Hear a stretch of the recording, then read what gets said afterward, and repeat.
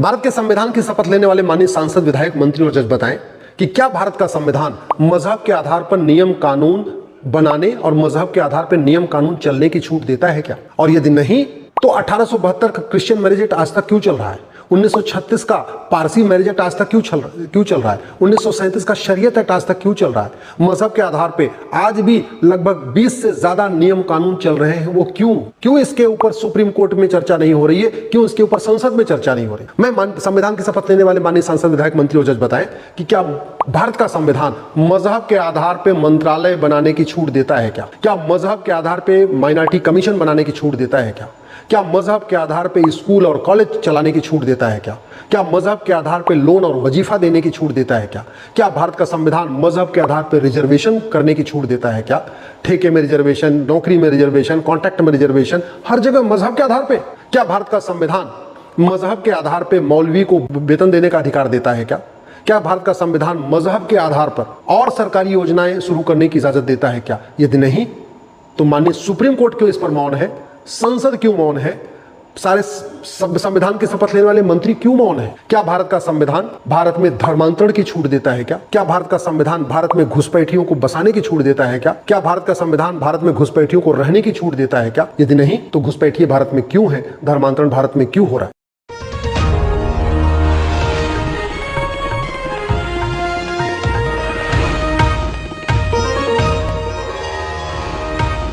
भारत के संविधान की शपथ लेने वाले माननीय सांसद, विधायक, मंत्री और जज बताएं कि क्या भारत का संविधान मजहब के आधार पर नियम कानून बनाने और मजहब के आधार पर नियम कानून चलने की छूट देता है क्या? और यदि नहीं तो 1872 का क्रिश्चियन मैरिज एक्ट आज तक क्यों चल रहा है? 1936 का पारसी मैरिज एक्ट आज तक क्यों चल रहा है? 1937 का शरीयत एक्ट आज तक क्यों चल रहा है? मजहब के आधार पे आज भी लगभग 20 से ज्यादा नियम कानून चल रहे हैं। वो क्यों इसके ऊपर सुप्रीम कोर्ट में चर्चा नहीं हो रही है? क्यों इसके ऊपर संसद में चर्चा नहीं हो रही है? मैं संविधान की शपथ लेने वाले माननीय सांसद, विधायक, मंत्री और जज बताएं कि क्या भारत का संविधान मजहब के आधार पे मंत्रालय बनाने की छूट देता है क्या? क्या मजहब के आधार पे माइनॉरिटी कमीशन बनाने की छूट देता है क्या? क्या मजहब के आधार पे स्कूल और कॉलेज चलाने की छूट देता है क्या? क्या मजहब के आधार पे लोन और वजीफा देने की छूट देता है क्या? क्या भारत का संविधान मजहब के आधार पर रिजर्वेशन करने की छूट देता है क्या? ठेके में रिजर्वेशन, नौकरी में रिजर्वेशन, कॉन्ट्रैक्ट में रिजर्वेशन, हर जगह मजहब के आधार पे। क्या भारत का संविधान मजहब के आधार पे मौलवी को वेतन देने का अधिकार देता है क्या? क्या भारत का संविधान मजहब के आधार पर और सरकारी योजनाएं शुरू करने की इजाजत देता है क्या? यदि नहीं तो माननीय सुप्रीम कोर्ट क्यों इस पर मौन है? संसद क्यों मौन है? सारे संविधान की शपथ लेने वाले मंत्री क्यों मौन है? क्या भारत का संविधान भारत में धर्मांतरण की छूट देता है क्या? क्या भारत का संविधान भारत में घुसपैठियों को बसाने की छूट देता है क्या? क्या भारत का संविधान भारत में घुसपैठियों को रहने की छूट देता है क्या? यदि नहीं तो घुसपैठिए भारत में क्यों है? धर्मांतरण भारत में क्यों हो रहा है? भारत का संविधान, बहुत सारे लोग कहेंगे अच्छा आर्टिकल 30 कहता है कि हाँ भाई मजहब के आधार पर स्कूल कॉलेज हो सकता है। ये सबसे बड़ी गलत व्याख्या है। मैं आज माननीय सुप्रीम कोर्ट जो संविधान की सबसे सर्वोत्तम व्याख्या करते हैं, माननीय सारे सुप्रीम कोर्ट के जजों से कह रहा हूँ, आर्टिकल 30 को एक बार ध्यान से पढ़िए। आर्टिकल 30 कहता है एजुकेशन इंस्टीट्यूशन खोल सकते हैं, जो माइनॉरिटी हैं वो अपना एजुकेशन इंस्टीट्यूशन खोल सकते हैं। एजुकेशन इंस्टीट्यूशन का मतलब मजहबी एजुकेशन इंस्टीट्यूशन नहीं, एजुकेशन इंस्टीट्यूशन का मतलब सेकुलर एजुकेशन खोल सकते हैं, यानी लॉ कॉलेज खोल सकते हैं, इंजीनियरिंग कॉलेज खोल सकते हैं, मेडिकल कॉलेज खोल सकते हैं। और भारत के संविधान में कहीं माइनॉरिटी डिफाइन नहीं है, इसलिए माइनॉरिटी के नाम पे स्कीम शुरू करने से पहले, माइनॉरिटी को छूट देने से पहले ये सरकार का दायित्व है, ये संसद का दायित्व है कि सबसे पहले वो माइनॉरिटी को डिफाइन करे। दुनिया में कहीं पे भी जिसकी संख्या करोड़ों में है उसको माइनॉरिटी नहीं माना जाता। माइनॉरिटी की यूनिट 100 होती है, माइनॉरिटी की यूनिट 1000 होती है। अगर बहुत बड़ा देश है तो माइनॉरिटी की यूनिट लाख होती है, यानी कुछ 100 जिसकी संख्या हो या कुछ हज़ार जिसकी संख्या हो या कुछ लाख जिसकी संख्या हो, उसको माइनॉरिटी कहते हैं। जिसकी संख्या करोड़ों में है उसको माइनॉरिटी नहीं कहते। इसलिए अगर माइनॉरिटी के नाम पे कुछ छूट देना भी है तो सबसे पहली आवश्यकता यह है कि भारत में माइनॉरिटी को डिफाइन किया जाए। माइनॉरिटी नेशनल लेवल पे होगा कि माइनॉरिटी स्टेट लेवल पे आइडेंटिफाई किया जाएगा कि माइनॉरिटी डिस्ट्रिक्ट लेवल पे आइडेंटिफाई किया जाएगा, सबसे पहले इसका डिसीजन करना ज़रूरी है। माइनॉरिटी को डिफाइन नहीं किया, माइनॉरिटी को आइडेंटिफाई करने की गाइडलाइन नहीं बनाया, और माइनॉरिटी के नाम पे हजारों करोड़ सेंट्रल गवर्नमेंट खर्च कर रहा है, माइनॉरिटी के नाम पे राज्य सरकारें हजारों करोड़ रुपए खर्च कर रही हैं, और सुप्रीम कोर्ट तमाशा देख रहा है, सुप्रीम कोर्ट शांत बैठा हुआ है। माइनॉरिटी कमीशन को चैलेंज करने वाली याचिकाएं सुप्रीम कोर्ट में पेंडिंग है, सुप्रीम कोर्ट के पास टाइम ही नहीं इसको सुनवाई करने का। सारा का सारा जब देश का विभाजन मजहब के आधार पे हो गया, फिर मजहब के आधार पे माइनॉरिटी कमीशन क्यों? जब देश का विभाजन मजहब के आधार पे हो गया, फिर मजहब के आधार पे माइनॉरिटी अफेयर मिनिस्ट्री क्यों? फिर मजहब के आधार पे लोन वजीफा क्यों? क्या हम दूसरे विभाजन की फिर से फाउंडेशन रख रहे हैं? बाल पाटिल केस में तो सुप्रीम कोर्ट ने कहा हुआ है कि मजहब के आधार पे ठीक नहीं है, हमारी राष्ट्रीय सुरक्षा के लिए खतरा है, देश की एकता अखंडता के लिए खतरा है, लेकिन एक जजमेंट देने के बाद सुप्रीम कोर्ट फिर भूल गया और मजहब के आधार चीज़ों के अलाउ करता जा रहा है, बिना माइनॉरिटी को डिफाइन किए, बिना माइनॉरिटी को आइडेंटिफाई करने किए बिना। भारत को जिस तरीके से भारत की डेमोग्राफी इम्बैलेंस हो रही है, भारत के जो डेमोग्राफिक इम्बैलेंस हो रहा है, ये भारत के संविधान के लिए खतरा। संविधान की शपथ लेने वाले माननीय सांसद, विधायक, मंत्री, जज अच्छी तरीके से समझ लें, भारत सेकुलर इसलिए नहीं है कि भारत के प्रीएम्बल में सेकुलर लिखा हुआ है। भारत इसलिए सेकुलर है कि यहाँ मेजॉरिटी कम्युनिटी सेकुलर है, मेजॉरिटी कम्युनिटी वसुधैव कुटुंबकम को मानती है।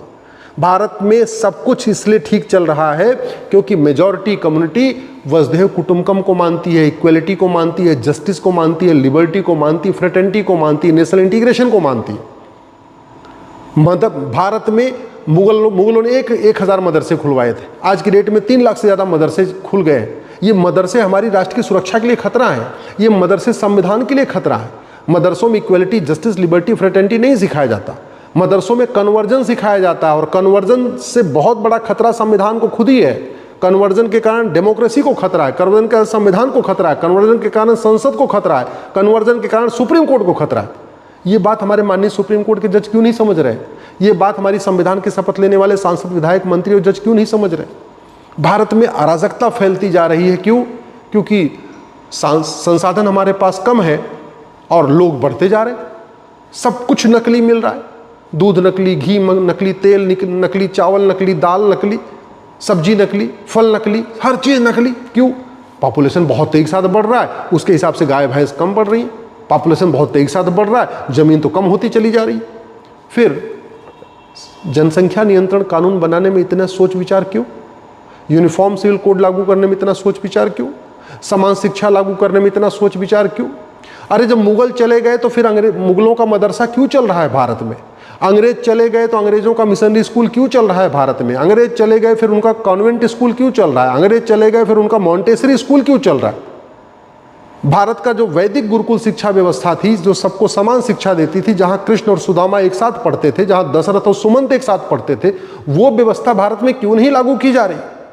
और सबसे खास बात ये, वोट जीवी नोट जीवी इस पे मौन है, मुझे समझ में आता है। उनको तो सत्ता चाहिए, उनको तो वोट लेना है। सुप्रीम कोर्ट के जज इस पे मौन है, हाई कोर्ट के जज इस बात पे मौन है कि भैया जब देश आज़ाद हुआ, देश संप्रभु हो गया, तो फिर गुलामी की शिक्षा खत्म होनी चाहिए। वोट जीवी नोट जीवी नेता तो कभी नहीं कहेंगे गुलामी का नाम हटाओ, लेकिन हाई कोर्ट, सुप्रीम कोर्ट के जज जो संविधान की शपथ लेते हैं और संविधान के प्रीएम्बल का पहला शब्द है सोवरेन, मुझे आश्चर्य होता है कि माननीय हाई कोर्ट, सुप्रीम कोर्ट के जज भी गुलामी का नाम हटाने की बात नहीं करते। माननीय हाई कोर्ट, सुप्रीम कोर्ट के जज भी गुलामी का निशान हटाने की बात नहीं करते। माननीय हाई कोर्ट, सुप्रीम कोर्ट के जज भी गुलामी की कुरीतियों के खिलाफ नहीं बोलते। माननीय हाई कोर्ट, सुप्रीम कोर्ट के जज भी गुलामी की कुप्रथाओं के खिलाफ नहीं बोलते। ये वोट जीवी नोट जीवी तो चाहते हैं, जितना ज़्यादा भ्रष्टाचार है उतना अच्छा उनका दुकान चलती रहेगी।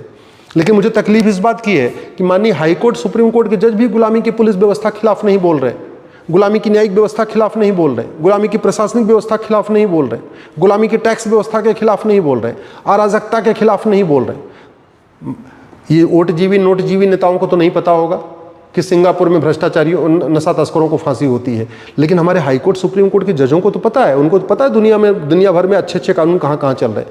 फिर हमारे हाई कोर्ट, सुप्रीम कोर्ट के जज कभी ये इस बात को क्यों नहीं कहते कि भैया नशा भारत में युवा हमारा बर्बाद हो रहा है, क्यों नहीं सिंगापुर वाला कानून भारत में लागू हो रहा है? हमारे हाई कोर्ट, सुप्रीम कोर्ट के जजों को तो पता है कि चीन में भ्रष्टाचारियों को फांसी होती है, कुछ दिन पहले वहाँ के मंत्री को फांसी हो गई। फिर हमारे हाई कोर्ट, सुप्रीम कोर्ट के जज भारत में भ्रष्टाचारियों को फांसी देने के लिए कानून के ऊपर क्यों नहीं बोलते, क्यों विचार नहीं करते? अरे और कुछ नहीं कर सकते, कानून बना सकते तो लॉ कमीशन को तो कह सकते हैं ना कि काम करो, भारत वाला जो प्रिवेंशन ऑफ करप्शन एक्ट है और जो चाइना वाला प्रिवेंशन ऑफ करप्शन एक्ट है, दोनों की तुलना करो, एक रिपोर्ट बना दो। इतना तो माननीय सुप्रीम कोर्ट कह ही सकता है, इतना तो माननीय हाई कोर्ट भी कह सकता है। भारत में जो सबसे बड़ा खतरा है वो भ्रष्टाचार और जनसंख्या विस्फोट है। वोट जीवी नोट जीवी, न भ्रष्टाचार के खिलाफ बोलेंगे न जनसंख्या विस्फोट के खिलाफ बोलेंगे। भ्रष्टाचार तो जितना ज़्यादा हो उनकी दुकान उतनी अच्छी चलेगी। ऐसे जनसंख्या विस्फोट जितना ज़्यादा होगा उतनी ज़्यादा गरीबी होगी, उतनी ज़्यादा गरीबी होगी उतना ज़्यादा उनके लिए पॉलिटिक्स आसान हो जाएगी। क्योंकि अगर गरीबी खत्म हुई पॉलिटिक्स का दिक्कत आ जाती है। फिर जब लोग गरीब नहीं होंगे तो नेताओं से सवाल पूछेंगे, आप क्या कर रहे हो, आपको ये करना था, आपको वो करना था। गरीब रहेंगे तो उनको भैया बस राशन चाहिए, थोड़ा सा 1000 रुपये महीने में कुछ उनको मुफ्त में चाहिए। और हमारे वोट जीवी नोट जीवी मुफ्तखोरी को बढ़ा रहे।